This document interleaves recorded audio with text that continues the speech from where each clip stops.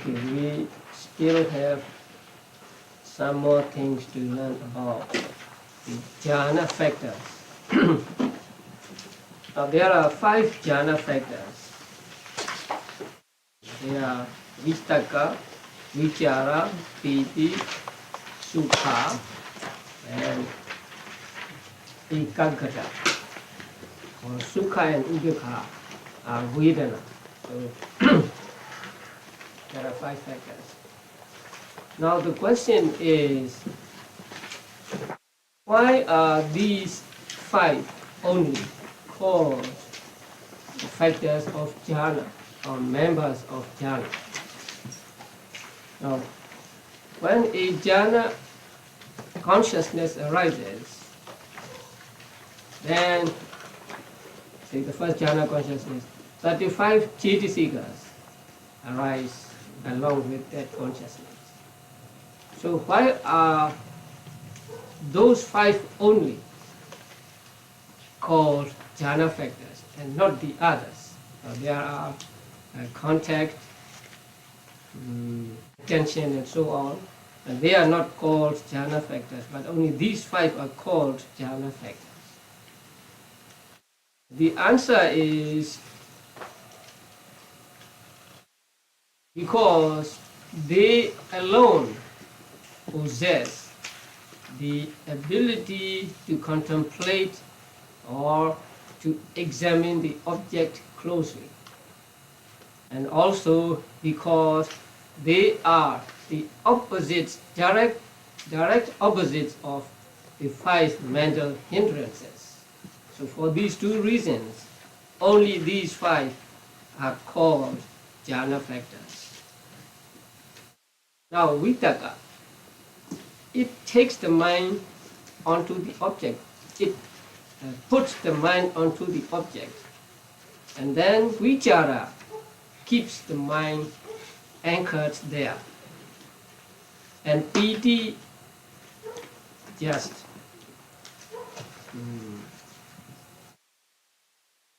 refreshes the mind, and sukha intensifies it.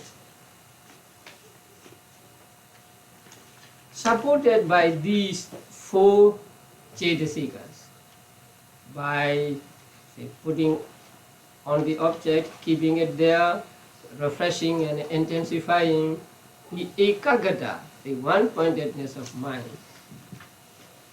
puts the mind on the object evenly and undistractedly. And ekaggata can do this function properly only when it is supported by the other 4, vitakka, vichara, piti and sukha. And when ekaggata puts the mind on the object, it puts evenly. That means it makes the mental faculties work in harmony, one not exceeding the other. And also when it puts the mind on the object, it does not let it to be distracted to other objects. So it is actually the ekaggata which is most important among these 5 factors. But it cannot do its function properly if it is not supported by the other 4. So these all 5 possess the ability to deal with the object closely, to examine, or we should say, to contemplate the object closely, or to examine the object closely. So that is why they alone are called jhana factors, and not the other cetasikas that go along with the jhana consciousness. So this is one question. The other question is that stems from the second reason given, because these 5 jhana factors are direct opposites of the 5 mental hindrances. So which is the direct opposite of which mental hindrance. So it's given on the sheet.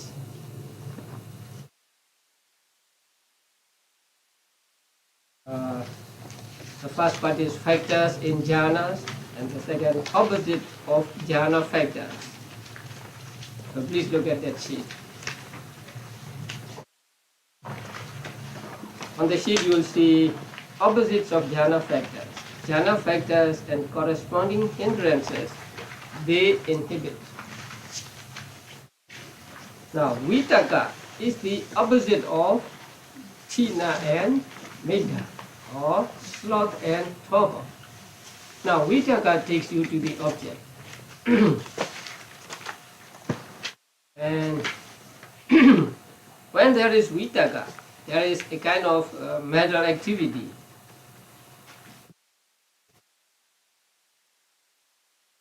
So vitaka is something like the nature of shaking. So when there is vitaka, china and medha cannot overwhelm the mind. That is why sometimes we say, oh, I cannot go to sleep because I have a lot of vitaka. So long as there is vitaka, china and medha are inhibited. They are the direct opposite of vitaka. And then vichara is the direct opposite of vicikiccha, doubt. Now vichara is examining the object, or keeping the mind anchored onto the object, and so it is like panya. So since it is like panya, it is the opposite of vicikiccha, opposite of doubt. And piti is the opposite of vyabhara. That's very obvious, right? So when there is piti, you don't have ill will. And sukha is the opposite of uddhacca and kukkucca, restlessness and remorse. Restlessness here means restlessness of mind. But when mind is restless, maybe the body is also restless. So restlessness and remorse are the direct opposite of sukha, or sukha is the direct opposite of these two. So when you are happy, happy here means peaceful. So when you are peaceful, there is no restlessness and no remorse. These two are something like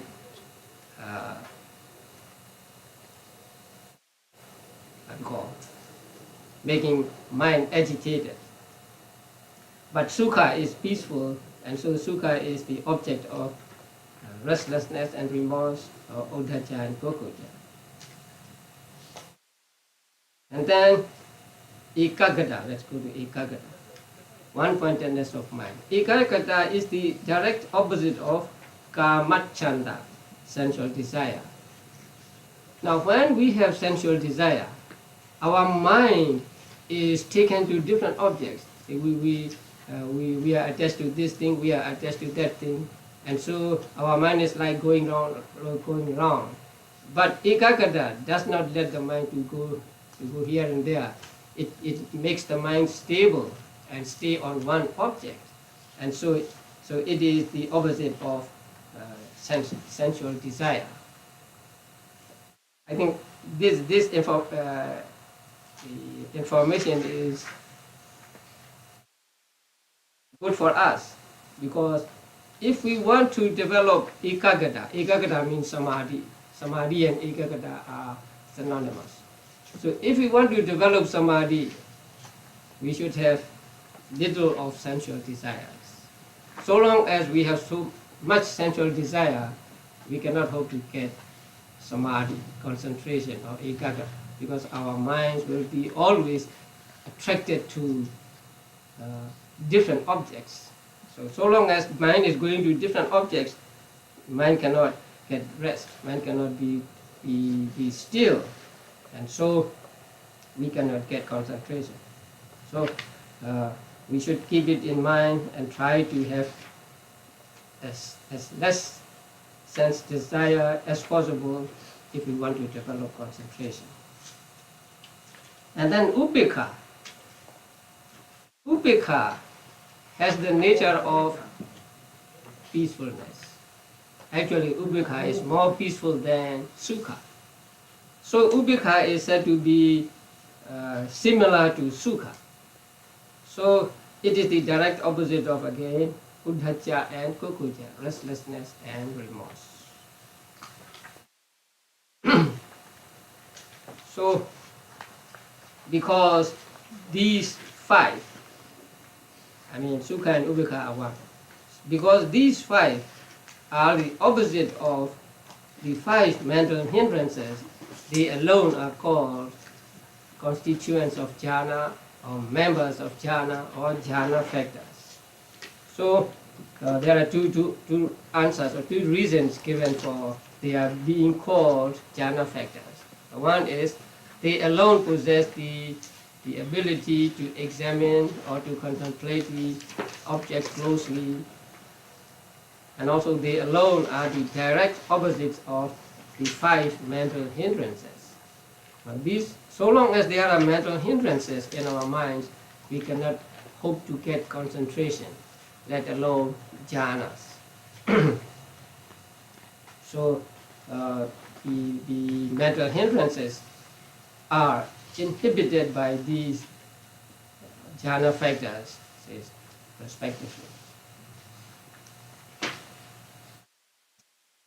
Okay, now we go to the next section, that is arupa vichara citta. So we already finished rupa vichara citta. Today arupa vichara citta. There are 12 arupa vichara cittas. And they are divided into kusala, wholesome, vipaka, resultant, and kiriya, functional. And each one has 4 cittas, and so there are altogether 12 arupa vichara cittas, 12 formless sphere consciousness.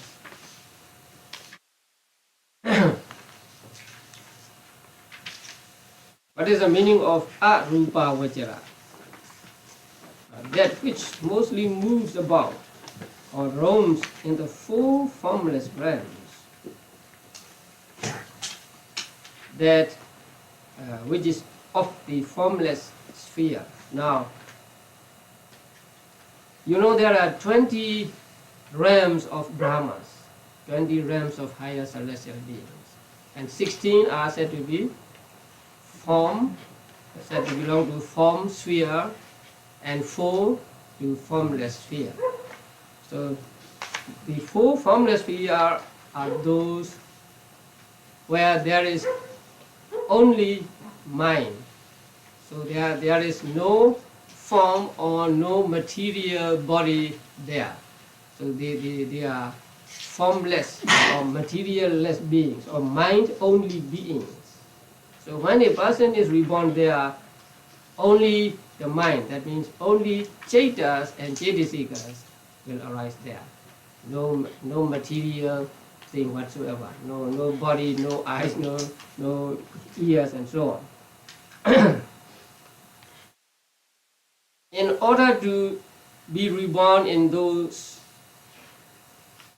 formless realms, one has to get these jhanas, one of these 4 arupa vichara jhanas. Now, how does one go about to get arupa vichara jhanas? Now, in order to get arupa vichara jhanas, one must have already the 5 rupa vichara jhanas. One must be able to enter into them. One must be very familiar with these 5 rupa vichara jhanas.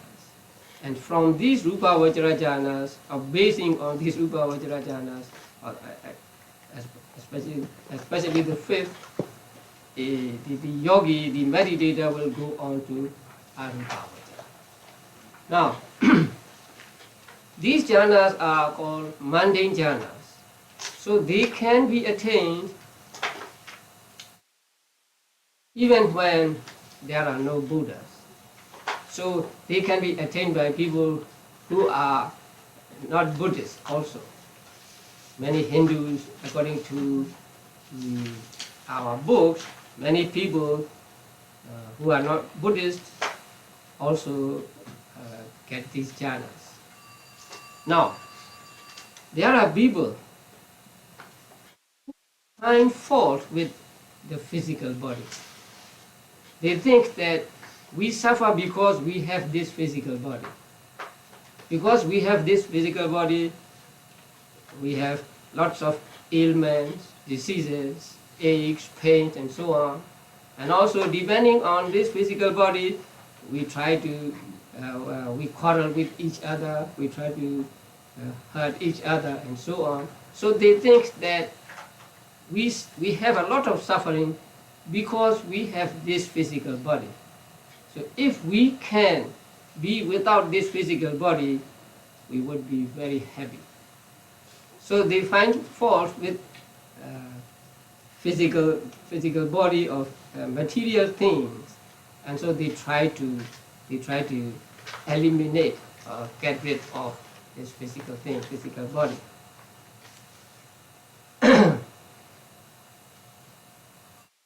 So, in order to get rid of physical body, what they have to do is they must first take the physical thing or material thing as an object of meditation. Then they will proceed. So first, a person must be able to get into Rupa Vajra jhanas or have mastery in using the 5 Rupa Vajra jhanas. Now, after he entered into 5th Rupa Vajra jhanas, and then he emerges from that Rupa Vajra jhana, and then what he does is to concentrate on the space left by the removal of the kasina counterpart sign. Now, when you practice kasina meditation, first you look at the disc, and then you try to memorize it, and then you get the image in your mind.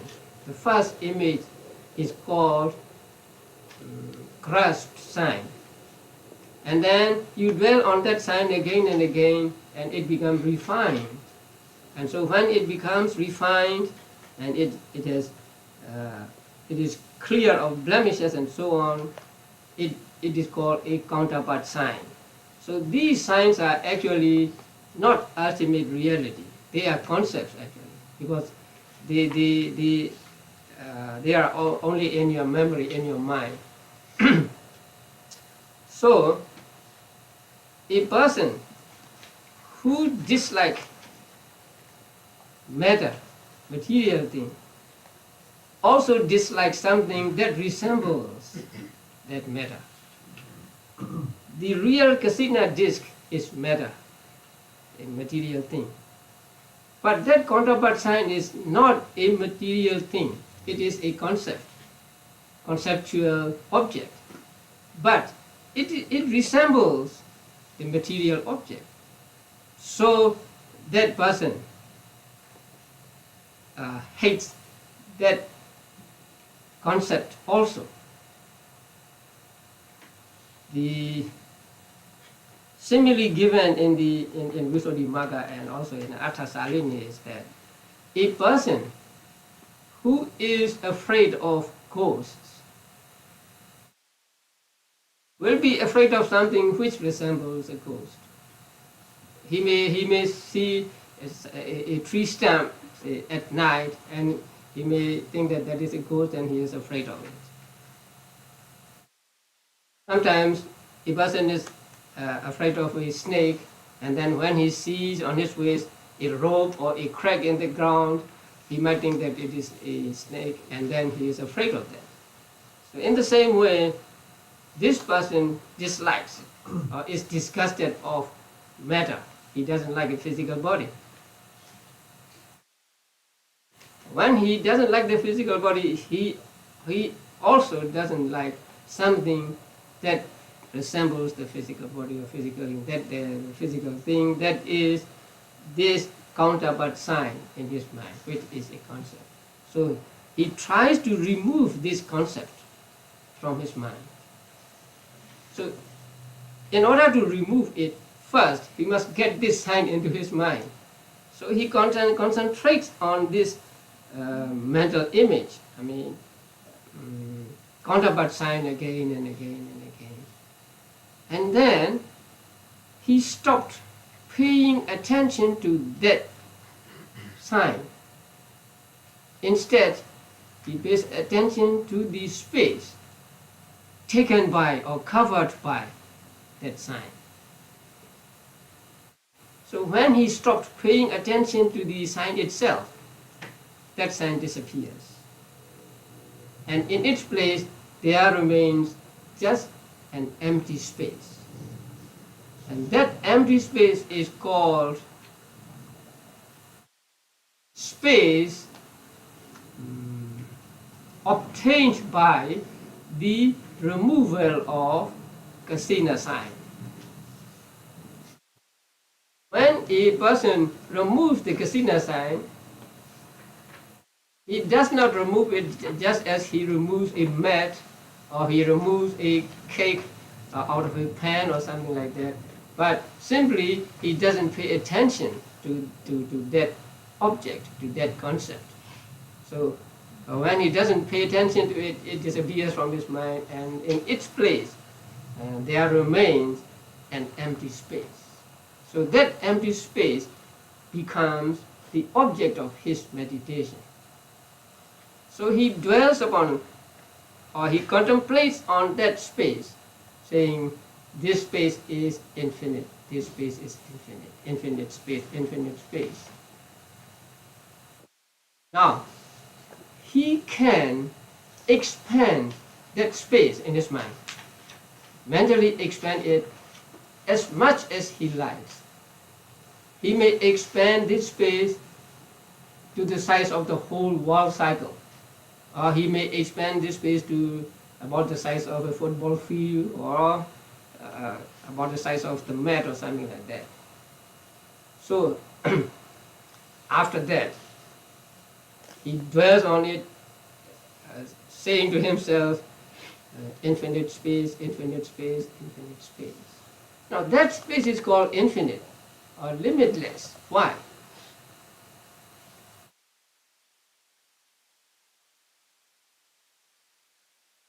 That space is left when the kasina sign is removed, right? So there must be some limit to it, right? But he must contemplate on it as infinite space, or limitless space, limitless space. Now, here limitless means not that it has no boundaries or whatever, but since it is a concept, since it is not an ultimate reality, it has no beginning, so it has no end. So that is why it is called limitless or boundless or infinite. So infinite in the sense that it has no arising edge and no disappearing edge. Because concepts have no arising and no disappearing. They appear in our minds, and so we cannot say that they arise at this time and they disappear at another time. So since that space obtained by the removal of the kasina sign is a conceptual object, it has no beginning and no end, and so it is said to be infinite, without beginning and an end. And he contemplates on that object again and again and again. And so when he pays attention to that object and contemplates on that object, his hindrances become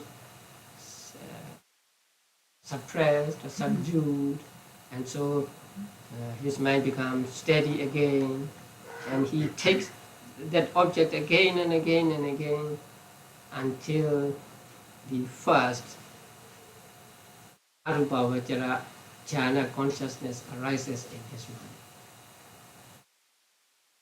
So when that first arupavajara jhana arises in his mind, he is said to gain the first arupavajara jhana. And that first arupavajara jhana takes that conceptual image, not conceptual image, that space as an object. That is why it is called in Pali Akasananjayatana. I'm afraid you will have to memorize these names. The English translations are so long, longer than the Pali names. So Akasananjayatana. You know the word Akasa. Right? Akasa means the sky or the space. So Ananja here means no end or no edge, having no edge, having no end, endless. Ayatana means, let's say, a base. We'll come to that later. So it is called Akasananjayatana. So the meaning is jhana having infinite space as object. Now in the translations, in the path of purification, and also in this book, the word base is used.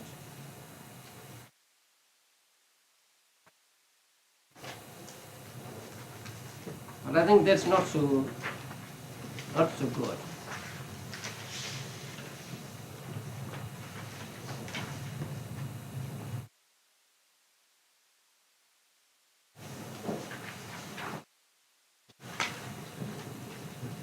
Wholesome consciousness pertaining to the base of infinite space.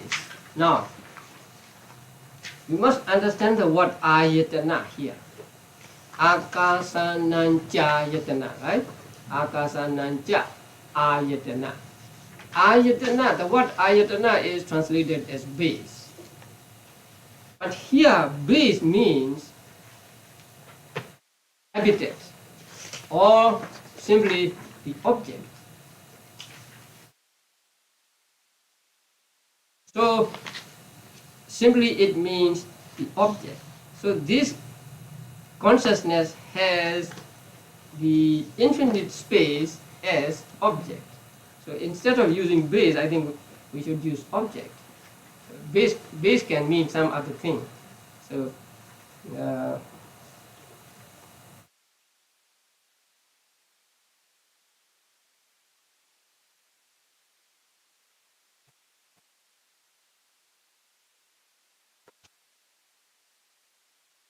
the base of infinite consciousness. So this is the first arupavajara jhana consciousness. And with this arupavajara jhana consciousness, how many jhana factors arise? Only two. Upekha and ekaggata. So arupavajara jhanas have the same two jhana factors that fifth rupavajara jhana has. So they have the same jhana factors, the same number of jhana factors. Now, after getting the akasananjayatana jhana, he wants to go to the second vinyananjayatana. So he thinks that akasananjayatana is near to the material things, and it is not so not so subtle, not so lofty as the second Vijnananja-ayatana. So by thinking in that way, he loses interest in the first, the Akasananja-ayatana. He becomes dispassionate towards that consciousness, and so he wants the higher consciousness. So in order to get the second Arupa Vajrajana, he must take the first Arupa Vajrajana consciousness as the object of his meditation. So after entering into the first Arupa Vajrajana jhana, he emerges from that jhana and then takes that jhana consciousness as the object of his meditation, saying consciousness, consciousness, or infinite consciousness, infinite consciousness. Now here, infinite means this consciousness takes the object which is infinite. Therefore, it is called infinite consciousness. And also, when he contemplates on that consciousness, he must take it as a whole, not just parts of them, parts of it. So there should be no limit to that object. That is why he contemplates on that consciousness as the infinite consciousness, infinite consciousness. That means consciousness that takes the infinite space as object, and also that should be contemplated infinitely. So he contemplates on that in consciousness, consciousness, or infinite consciousness, infinite consciousness, and then the mental hindrances are subdued. This mind becomes concentrated, and then the second Arupa Vajrajana consciousness arises in him. And that Arupa Vajrajana, second Arupa Vajrajana consciousness is called Vijnananja-ayatana. So Vijnana means consciousness, right? Ananja means infinite. And Vijnana here means the first Arupa Vajrajana consciousness, not consciousness in general, but that particular consciousness which is the first Arupa Vajrajana consciousness. So he takes the first Arupa Vajrajana consciousness as object, and when the second Arupa Vajrajana arises, that second Arupa Vajrajana consciousness takes the first Arupa Vajrajana consciousness as object. That is why the second Arupa Vajrajana is called Vijnananja-ayatana. The Vijnana here means first Arupa Vajrajana consciousness. And Ayatana here means just object, a base, but in the sense of object. Again, he thought this Vijnananja-ayatana is close to Akasananja-ayatana, which is close to material objects. And Akinchanya-ayatana is better than it. So he tries to get Akinchanya-ayatana, the third Arupa Vajrajana consciousness. This time, what he takes as object is the absence of, or the nothingness of, the first Arupa Vajrajana consciousness. When he gets a second Arupa Vajrajana consciousness, first Arupa Vajrajana consciousness has already disappeared.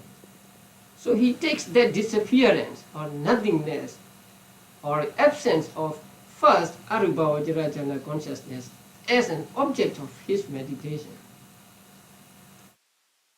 So he, when he practices meditation, he says, there is nothing whatsoever, there is nothing whatsoever. In Pali it's called nati kinchi, nati kenchi. So nothing whatsoever, he practices that way. That nothingness is also a concept. It is not the ultimate reality. The ultimate reality is the consciousness. But what he contemplates on is not on the first Arupa Vajrajana consciousness, but on the absence of that Arupa Vajrajana consciousness. It is no longer there. And so that void, that nothingness, he takes as an object of his meditation.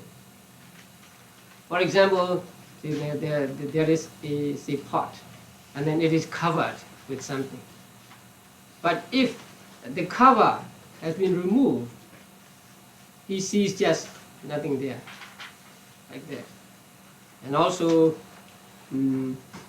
suppose now that there are many people assembled here, so a person may come and sees these people here, and then he may go out somewhere else, and then after the class is over, he will come back, and then he sees nobody here. He sees just an empty space.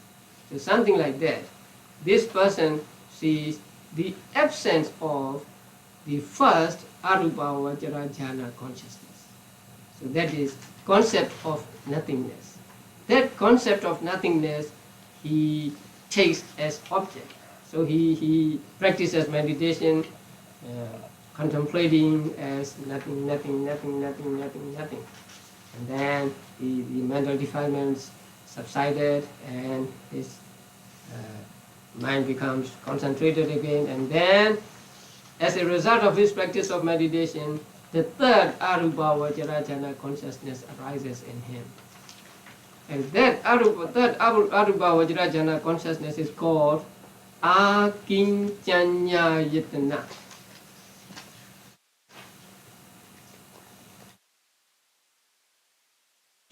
Kincha means something.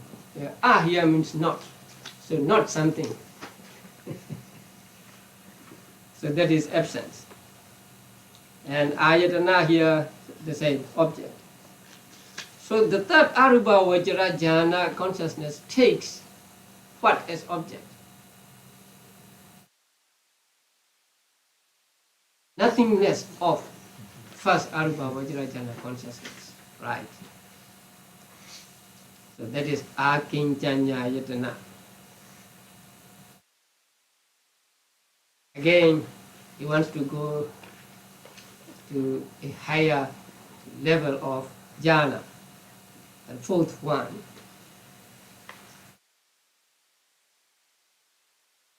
When he practices meditation in order to reach the fourth Arupa Vajrajana consciousness or Arupa Vajrajana, he takes the third Arupa Vajrajana consciousness as object.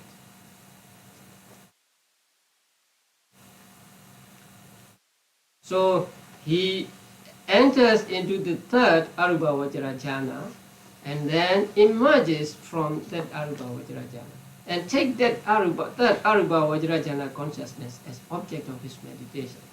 So he contemplates on that consciousness, saying to himself, this is peaceful, this is good, this is peaceful and this is good, because it can take even nothingness as object. It would be very difficult to take a void or a nothingness as object. But this consciousness, the third Arupa Vajrajana consciousness, is so advanced, it's so subtle, that it can take even nothingness as object. So it is very peaceful, it is very good, it is lofty. So he contemplates in this way on the third Arupa Vajrajana consciousness. And again, his mind becomes concentrated, and the hindrances subdued. Then the fourth Arupa Vajrajana consciousness arises in him, or he reaches the fourth Arupa Vajrajana consciousness, or Arupa Vajrajana. And that fourth Arupa Vajrajana is called Neva Sanya Na Sanya Yetana. It's a long name. Yeah? So we are not lucky with Arupa Vajrajana Chetas, or long names and longer in English translation. So So the fourth is called Neva Sanya Na Sanya Yetana. Neva means not. Sanya means sanya. You know sanya? Sanya is a perception. Sanya is one of the Cetasikas. And na sanya means na asanya. Okay, you read the English translation below. Jhana with its concomitants, which is neither with perception nor with non-perception or absence of perception, and which is a base. Here, ayatana does not mean an object. Now, please note that carefully. In the preceding three names, ayatana means simply an object. But in this fourth name, ayatana does not mean an object. Ayatana means an ayatana, a base. There are 12 bases taught in Abhidhamma, and you will study them in the 7th chapter. So, this jhana is neither with sanya nor with asanya,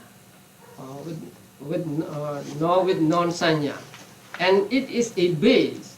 That is why it is called Neva Sanya Na Sanya Yetana.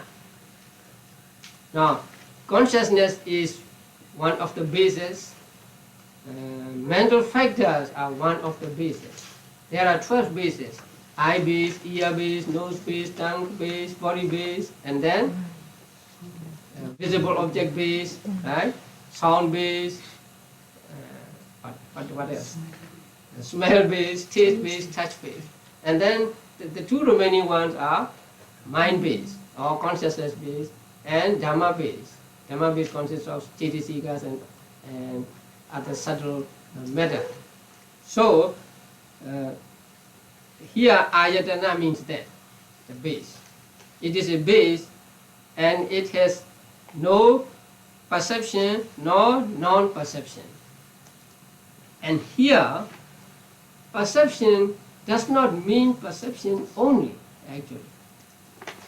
Perception here stands for all mental things, all Cetasikas. So we may as well call it Neva Vedana Na Vedana. Neva Phasa Na Phasa and so on. We may call it if we want to. But Sanya is used here. So Sanya does not stand for a specific Cetasika only, but here Sanya stands for all mental states, all mental factors, Cetasikas. And actually it means mental activity. Now when a person reaches this jhana, the mental activity in this jhana has become so subtle, so refined, that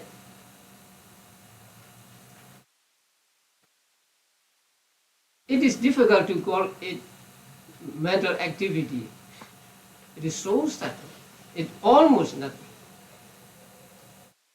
Although it is subtle and it looks like nothing, there is still the function of sanya, function of mental activity.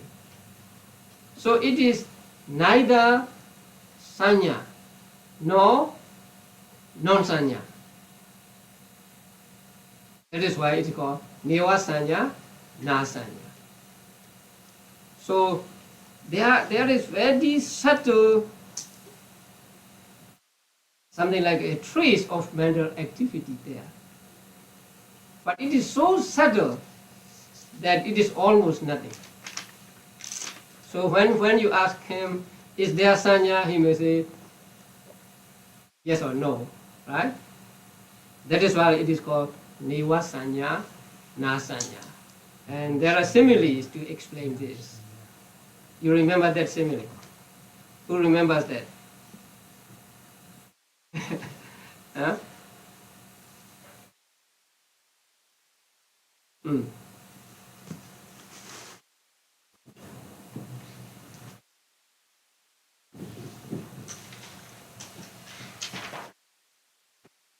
So now, Neva Sanya, Na Sanya. So there is no Sanya and there is no non-Sanya. Now, a monk and a novice went on a journey, and the novice went in front of the monk. So some distance ahead, he saw some water there on the road. So he reported to the monk, Bhante, there is water. So when the monk heard that there is water, he said, okay then, give me my bathrobe, I want to take bath. Then the novice said, Bhante, there is no water. First he said there is water, because there is little water, enough to wet the sandals and so on. And then he said there is no water, because there is not enough water for taking bath. So in the same way, is there sanya here? Yes, there is. No, there is no sanya. But there is just a very subtle form of sanya here. And so it is called niwa sanya, na sanya. It cannot be called sanya, and it cannot be called asanya. So it is called niwa sanya, na sanya. There is another simile, and that is, there is a little residue of oil in the bowl of a monk. So the monk said, there is oil in the bowl. Then the other monk said, give me that oil, I want to use it for putting in my nose. And then the other monk said, there is no oil in the bowl. So there is not enough oil to be used as some kind of medicine for the nose. But there is some oil in the bowl. And so he said, there is oil and there is no oil. So in the same way, there is sanya and there is no sanya. Now, it is explained in the commentaries that here sanya cannot function, cannot do its function properly or fully. It's so subtle that it cannot function fully. Now, here there are two kinds of functions of sanya. One is just perceiving the object, that is making marks of the object. And the other is to serve as an object of vipassana meditation, so that a yogi can get dispassion towards the object. That is more important. And that is what is called a full sanya function. This, when you practice vipassana meditation, and if you have got all these jhanas, you can take those jhanas as the object of vipassana meditation. You can contemplate on them and try to see them as impermanent and so on. But sanya here, not only sanya, any mental state here, but let's say sanya. Sanya here is so subtle that it cannot serve as the object of vipassana meditation. That means you cannot practice vipassana meditation on sanya in this jhana. You can take sanya in other jhanas as an object of vipassana meditation, and you will really see its impermanent and so on, and you will get this passion towards sanya. But here it is very difficult. So it is almost impossible, say, to take sanya as object here. Even the Venerable Sāriputra cannot take this sanya as an object of meditation. But if you have the experience of contemplating on these mental factors When you practice vipassana, if you have a lot of experience, then like Sariputta, you may be able to take them as object, but not one by one, but take the whole. That means the whole jhana and its concomitants. So you may take the whole of them and then contemplate on them as say, impermanent and so on. But even the Venerable Sariputta cannot take the concomitants one by one and contemplate on each one, or practice vipassana meditation on each one, and try to see impermanence and so on. So sanya is so subtle in this jhana that it cannot serve as an object of vipassana meditation, and so it is said to have not full function of sanya. So it is almost nil, it is almost absent in this sense. But there is still very subtle sanya remaining, because if there is no sanya, there can be no mental activity at all. So there is very subtle sanya still remaining there. And that sanya is called the residue of the conditioned things. That means something like the sanya is refined again and again and again, and it becomes so refined in this jhana. It is very subtle, but it still is there. So this jhana is called Neva Sanya Na Sanya Yatana. So Ayatana here means base, not object. It is a base, and it is Neva Sanya Na Sanya. Or it can be translated as jhana with its concomitant having a base, having as a base perception that is neither perception nor non-perception. So this is another way of explaining it. It is just explaining it in another way, depending on grammatical explanation of the word. So whatever it is, what it means is just, it is a base and it is a jhana which cannot be said to have either sanya or non-sanya. So mental activity is there, but it is so subtle that it's almost non-existent. So this is what is meant by Neva Sanya Na Sanya Yatana. Now, when a person meditates to reach the fourth Arupa Vajrajana, he takes the third Arupa Vajrajana as object, right? And then how does he meditate? Saying what? It is peaceful, it is peaceful, it is good, it is good. Now, if he contemplates on it as it is peaceful, it is good, how can he transcend it? You say, if you say this is good, this is peaceful, this is good, you like it, you are attached to it. You don't want to let it go, right? It is good. So how can he transcend that object? Now, the simile given is a king may go out, say on his elephant, and then he may see some craftsmen, the ivory carvers, say doing ivory work, and their bodies may be smeared with particles of ivory because they are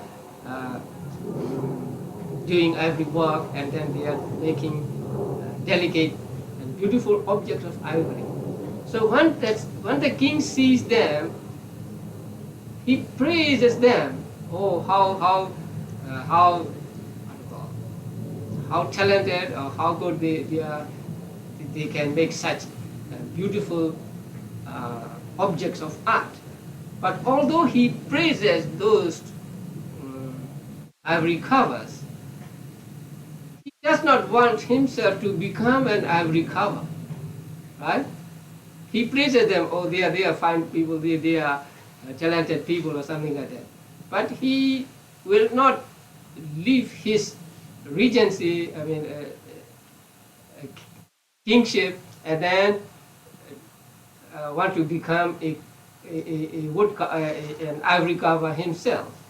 So, although this person practices on the third Arupa Vajrayana, contemplating on it as it is good, it is peaceful and so on, he doesn't want it. He doesn't want it for himself, but he was just contemplating on the fact that it is peaceful, it is good. But although he contemplates on it as peaceful and good, he does not want it. That is why he is able to transcend that object. Now, the second Arupa Vajrayana takes the first Arupa Vajrayana consciousness as object, right? And the fourth Arupa Vajrayana takes the third Arupa Vajrayana consciousness as object. And I said that although they take them as object, they do not want them, right? If they want them, they will not get over those objects, and they will not get the second jhana or the fourth jhana. So what? How do you explain that? There are lots of similes given in the commentary. So you are serving a king, and that king may be cruel, or he may do something which you don't like. So although you dislike the king, you have to serve him because you have no other livelihood. So since you have no other livelihood, you have to put up with the king and still serve him or still attend to him.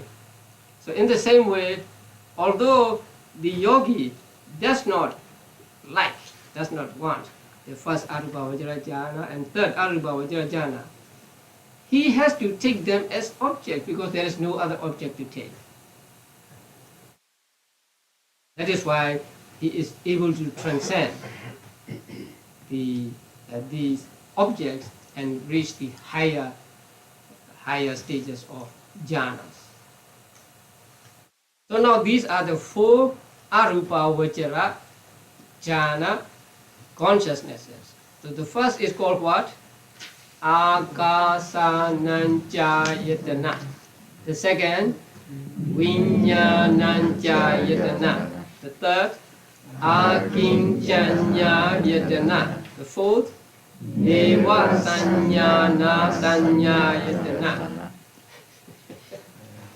So in English, I don't know how to say in English.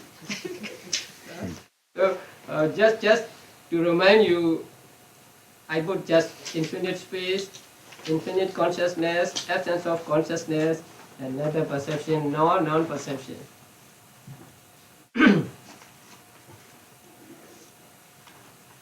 So you see that in order to get the Arupa Vajrayanas, you have to overcome, or you have to summon the objects, right?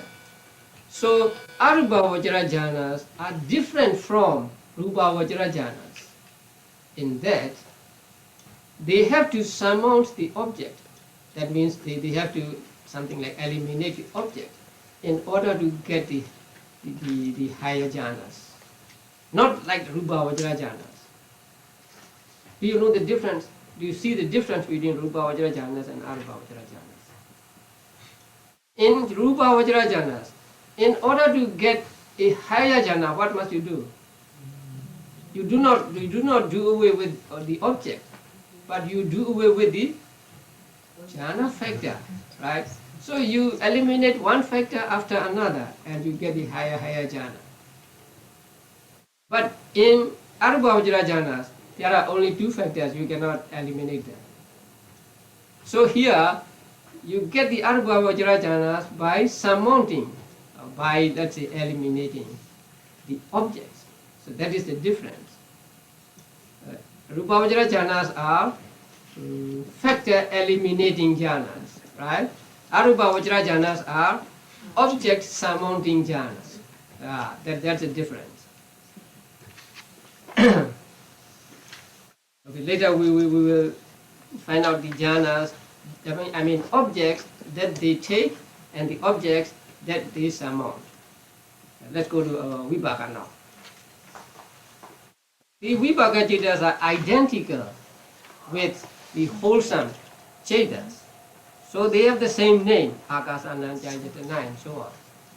So if you get the first Arupavajra jhana or Akasananjayatana jhana and you die with this jhana intact, and you will be reborn in the realm of Akasananjayatana Brahma. And there you will have no physical body, just Cheta and Chetasikas functioning there.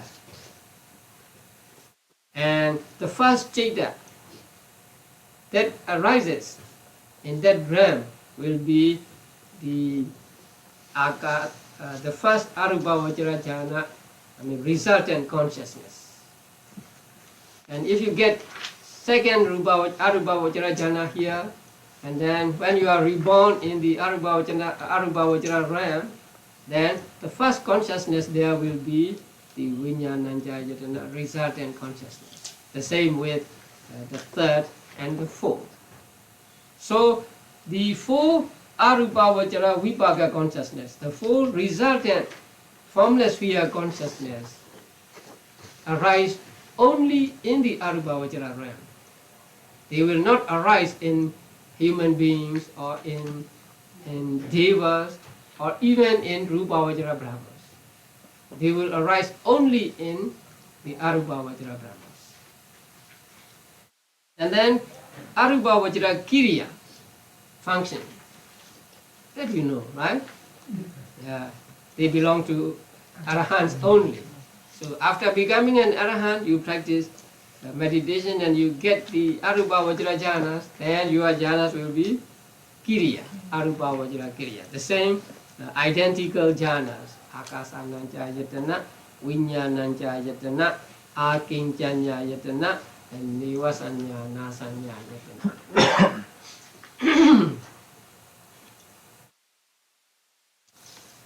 So altogether there are 12 Arupavajra Chetas.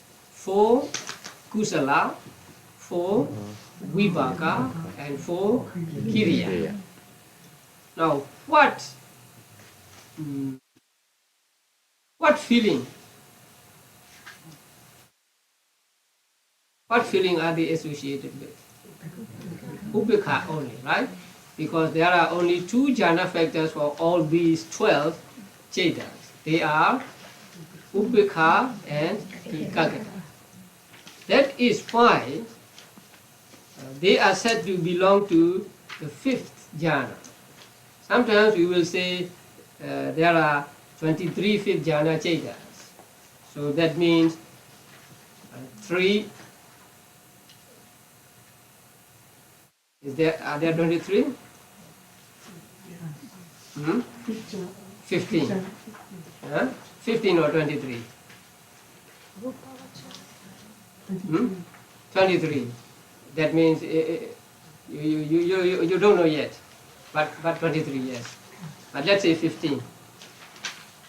3 5th jhana Rupavajra and 12 Arupavajra.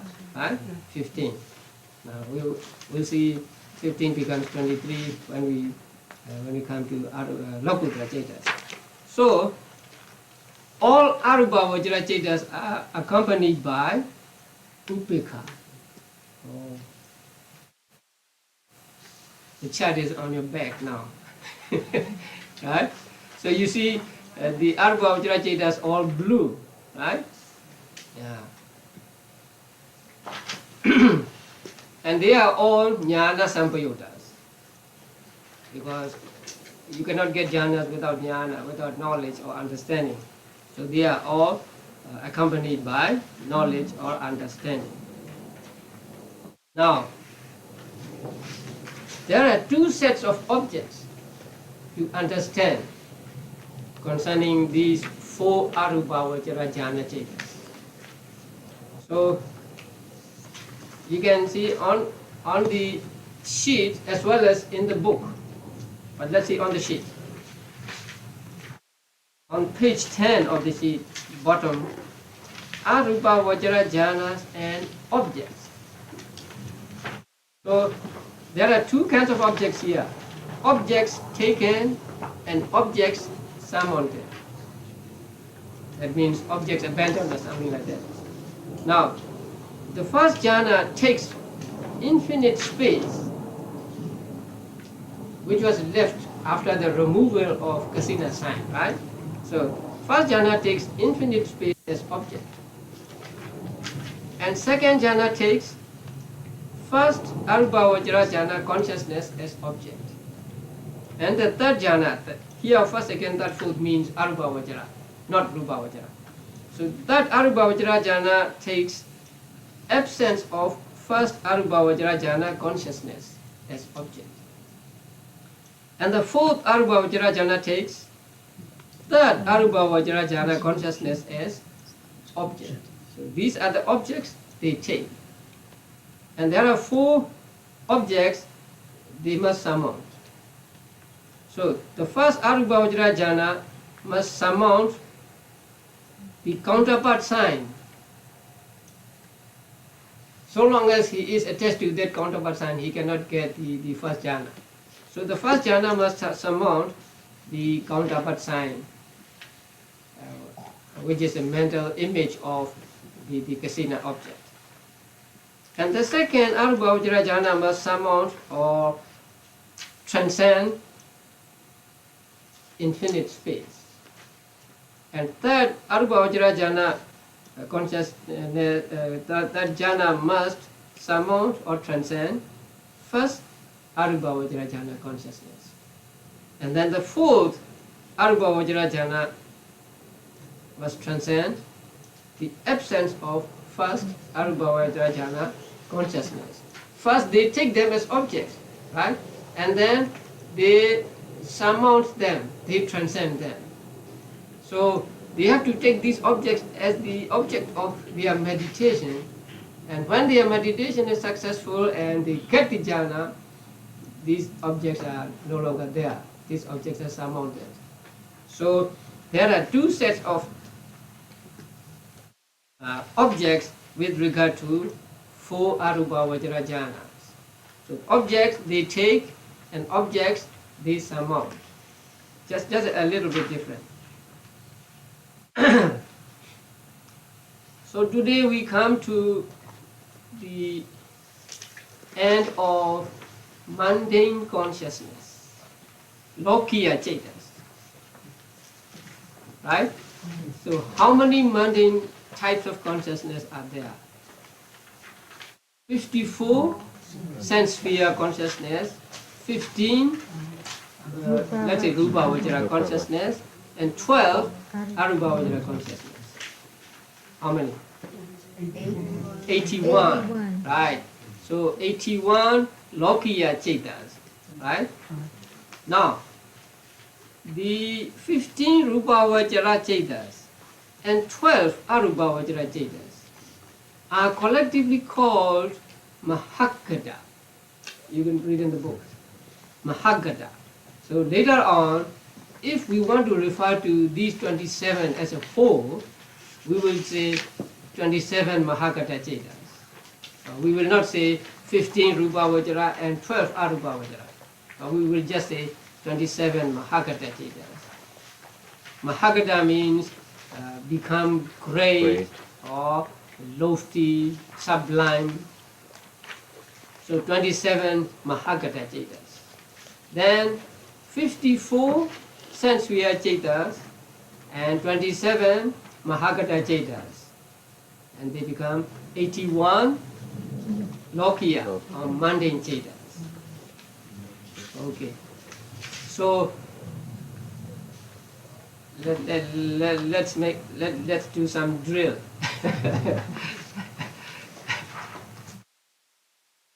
Okay. So there are how many Lokiya chetas? 81 chetas. So how are they divided? Broadly divided. Kama, sense via consciousness, and Mahagata consciousness. Right? How many are sense via consciousness? 54. And how many Mahagata? 27. And 54 Kama Vajra, sense via consciousness, how are they divided? 12 Akusala Chetas, and then 18 Ahituka or rootless, and 24 beautiful, right? Beautiful sense via consciousness. Yes. And how are the 15 Rupa Vajra Chetas divided? Let's say first jhana, second jhana, so on. So 3 first jhana Rupa Vajra consciousness, 3 second jhana, third jhana, fourth jhana, and fifth jhana. And then Arupa Vajra jhana consciousness, 3 first jhana or Akasa Nancha Jatana, 3 second Arupa Vajra jhana, 3 third Arupa Vajra jhana, and 3 fourth Arupa Vajra jhana. And with regard to feeling, how among the 15 Rupa Vajra chetas, how many are accompanied by Somanasa? 12. First jhana 3, second jhana 3, third jhana 3, fourth jhana 3. And how many are accompanied by Upekha? 3. Fifth jhana chetas 3. And among 12 Arupa Vajra chetas, how many are accompanied by Somanasa? None. How many are accompanied by Upekha? All 15. So among 27 Mahagata chetas, how many are accompanied by Somanasa? It's okay. You look back. 12. And how many are accompanied by Upekha? 15. Right? 15. 3 fifth jhana Rupa Vajra chetas and 12 Arupa Vajra chetas. Yeah. So these are called mundane chetas. That means they belong to the three realms: Kama Vajra, Rupa Vajra, and Arupa Vajra. Later we'll transcend the Loka and go to Lokuttara chetas, but that will come later. So today we finished the 81 mundane consciousness.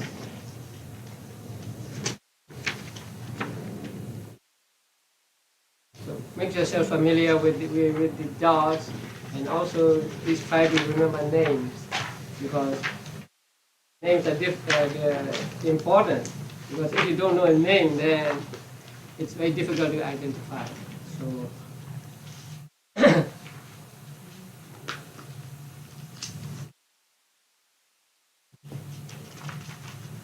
have you got familiar with the chart?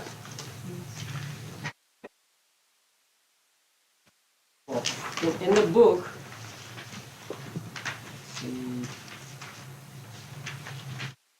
on page 64,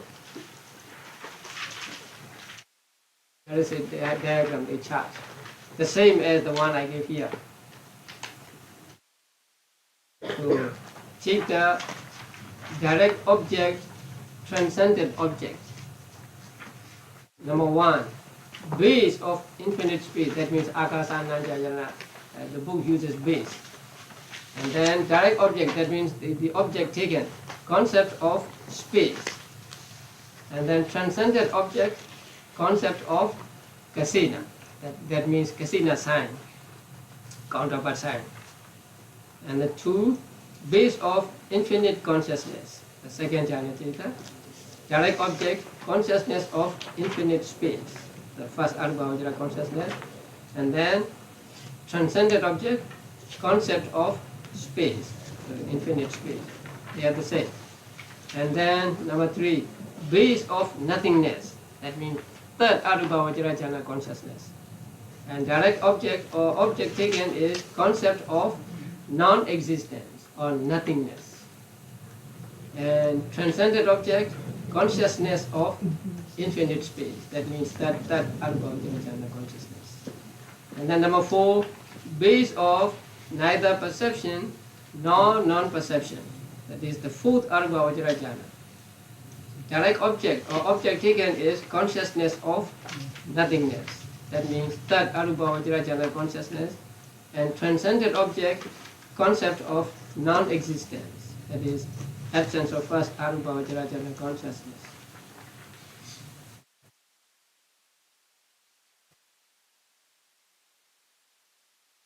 Absence means absence is not an ultimate reality. So that absence, nothingness, is also a concept. So when we say absence, we must understand it is a concept. In Pali we call nati bhava panyati. So that's why it is given here as concept of non-existence. That means concept of non-existence of what? The first jhana consciousness. They are the same.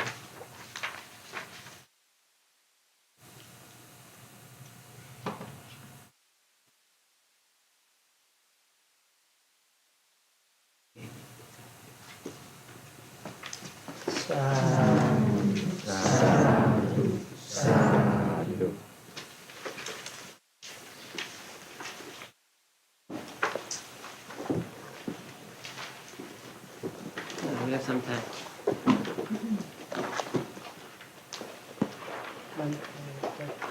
And then what's the motive for the Arahant to practice the Rupa and Arupa That's good. jhana? Yeah. I left it out.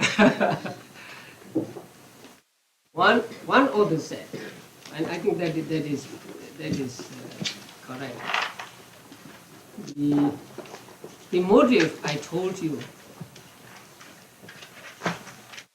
applies to the time when there is no Buddha's teachings available. So what about Arahants or disciples of the Buddha getting Arubhavajara jhanas? They have no such actually wrong view about Rupa and so on, right? And so especially those who have attained enlightenment and have no wrong views about Rupa, that if we can get rid of Rupa, we will be really happy. So these Arubhavajara jhanas are necessary or actually essential for the attainment of what are called abhinyas, supernormal knowledge, like remembering past lives, seeing beings, or say getting a divine eye, and say doing some miracles and so on. So those are called abhinyas. Those abhinyas can be obtained only if a person gets all say 8 or 9 jhanas, including these 4. So those disciples of the Buddha, including Arahants, who try to get these jhanas, do so because they want them to be the basis for the attainment of abhinyas. And also I think it is for the attainment of cessation for anagamis and arahants. So you'll understand them later. So attainment of cessation means to be without mental activity altogether for some time. So during that time, you will be like a statue. no mental activity. So mental activity is suspended for as long as you wish, for 7 days or shorter than 7 days. So in order to get into that attainment of cessation also, you need all 9 jhanas. So it is said that it is like nibbana itself. When you are in the attainment of cessation, that is, you temporarily go out of being actually. Your body just functions independent of your mind because your mental activity is suspended. So they experience a great happiness or peacefulness when mind is temporarily suspended. And so the anagamis and arahants wanted to enjoy that happiness by entering into the attainment of cessation. For them, in order to be able to get into the attainment of cessation, they need these 8 jhanas, including these 4. So for the disciples of the Buddha, they try to get these jhanas so that they become the basis for the higher attainments. Not that they have the wrong notion that if they are without physical body, they will be really happy. That's a very good question. Thank you. Can I have a follow-up question on that? You know, the Arahant, especially the Arahant, they had a phala, right, consciousness. So is that sufficient for them to relax, or why do they need to get into the cessation state? Right. You know, they can enter into what is called phala attainment, fruit attainment. That is similar to attainment of cessation. But when in phala attainment, there is still consciousness, right? So long as there is consciousness, there is arising and disappearing, coming and going. So when there is coming and going, appearing and disappearing, that is a sign of dukkha. Suffering means being oppressed by arising and disappearing. So there is still a kind of suffering, although we would very much like to get that suffering. so there is still suffering for them, for the arahants. So in order to get more peacefulness, then the attainment of fruition, they try to get into attainment of cessation. So there, for some period, they don't feel anything, right? So that is what they call happiness or peacefulness, sukha.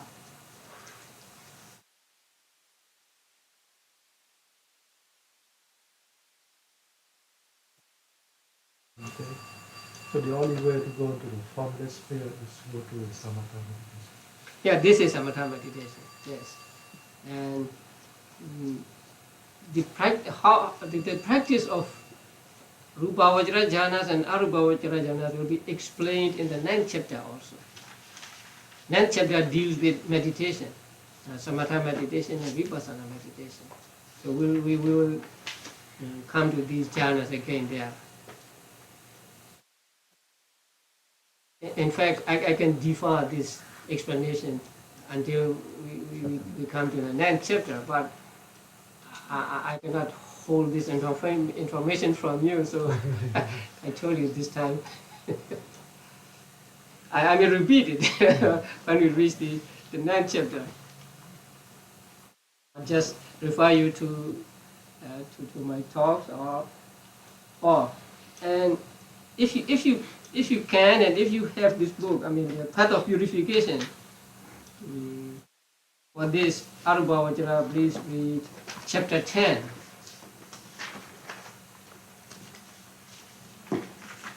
Chapter 10 deals with these jhanas, Arupa Vajra jhana changes.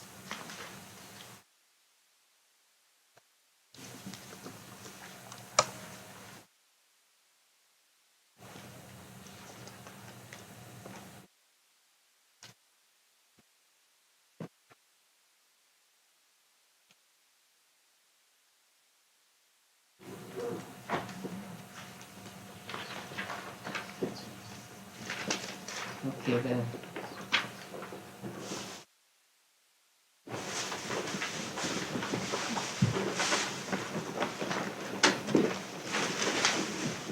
No, I have one bad news. The city has informed us that it is illegal, say, to have people assembling here. He said it is a one single family house, and so we cannot have classes or ceremonies or some whatever. So I don't know what will happen. So we might have to find some other place for the class. Yeah, I was thinking of that. If that could be done, what about Từ quán. Two Quan Temple? Yeah. If the worst comes to the worst. Anything. Yes. So I want you to think about it. It may happen that we cannot have class here anymore, or I don't know. They are going to argue with the city people. So I want you to think about it. One day, people have family that have parties all the time, and people come in to have the parties. So Yeah, no problem. what's the difference? I think they thought about the conference with the big ceremony, but not the small class. Yeah. Maybe then somebody sent a complaint. Because lately we have a lot of gatherings here. People don't like it when it Right, yes. They don't like many people going and coming here, cars, parking. That happened at the Thai temple in Yeah. Berkeley. They Oh. had some problem with parking. They had a special town meeting for Oh. hearing. Oh, yes. One day, the Tathagata Center is always open. It's too far from here. For me, I mean. Weekday. Maybe Two Quan Temple would be closer to here, Yeah, especially for people from the East Bay. Yes. Yes.